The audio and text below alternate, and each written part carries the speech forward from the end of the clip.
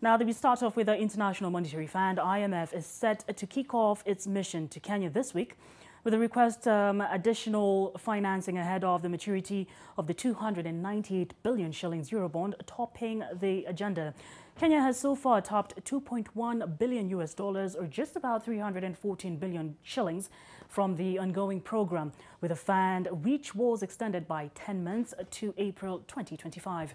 Julian Zamboko now brings us the latest regarding Kenya's IMF program.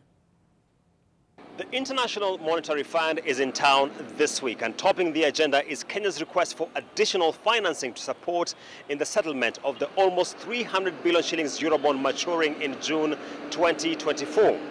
Treasury Cabinet Secretary, that is Professor Njuguna Ndung'u, has indicated that the primary pillar of servicing this debt is tapping into concessional financing, or as it's preferred to be called, cheap credit coming from multilaterals such as the IMF and the World Bank.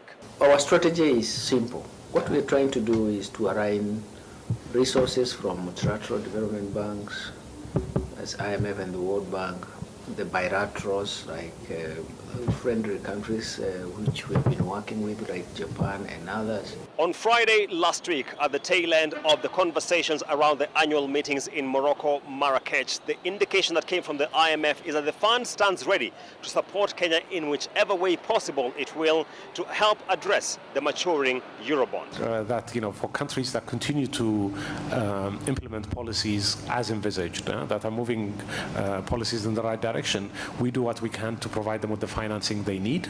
We're very encouraged that the government is very proactively working also on a number of options to address the maturities that they have falling due next year. Kenya's program with the IMF has so far been enhanced twice, and in the latest discussion it was extended to April 2025 to allow more headroom for actualization of the reform program.